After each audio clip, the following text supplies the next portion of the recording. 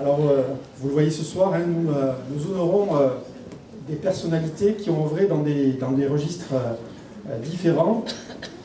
Jacques Gilbert est né à Saint-Mars-la-Pile, en Indre-et-Loire. À 14 ans, il quitte l'école avec son certificat d'études en poche.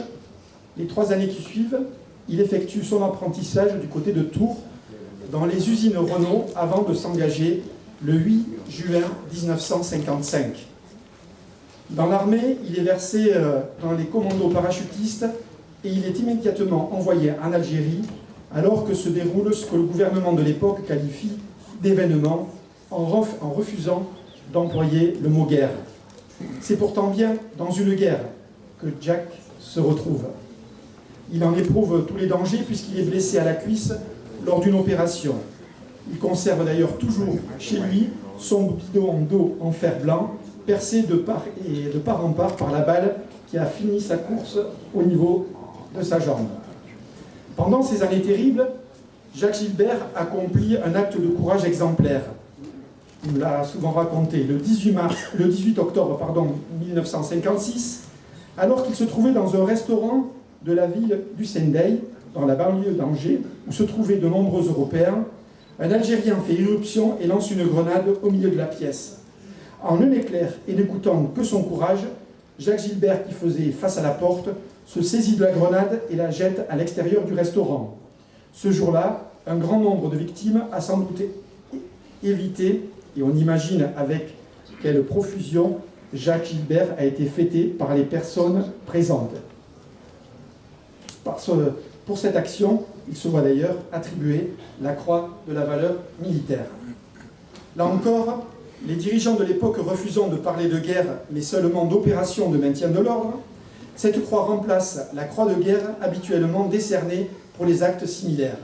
Plus tard, il recevra aussi la médaille militaire. Mais l'Algérie, pour Jacques Gilbert, ce n'est pas que la guerre. Libéré de l'armée en 1958, il y rencontre celle qui est devenue son épouse, native du Sendai. Ils se marient le 12 septembre 1959. Avant de partir pour la France dès le lendemain, ils ont 2 fils, Patrick et Franck, et aujourd'hui 4 petites filles. Après tout un parcours en France au gré de ses affectations professionnelles, Jacques Gilbert obtient un concours pour rentrer à l'usine de Turboméca de Bordeaux comme ajusteur-monteur. Par la suite, il demande et obtient une mutation pour rejoindre Tarnos, où il travaille au banc d'essai jusqu'à sa retraite. Attaché à la transmission de la mémoire et pour qu'une guerre comme celle d'Algérie ne se reproduise plus jamais, Jacques Gilbert s'est beaucoup investi dans les associations d'anciens combattants. Il crée, avec d'autres amis, la Fédération nationale des anciens combattants en Algérie, Maroc et Tunisie, au sein de la FNACA à Tarnos, puis le comité d'entente locale des anciens combattants. Il rejoint et participe aussi à l'animation de l'association républicaine des anciens combattants, créée par le célèbre écrivain Henri Barbus.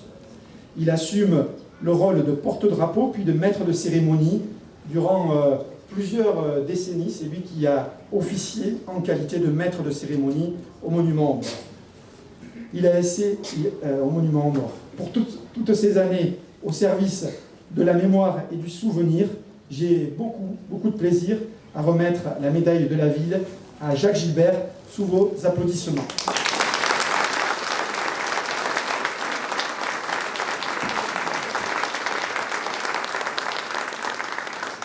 Je vais demander à Isabelle Dufaux de lui remettre le petit cadeau qui va bien.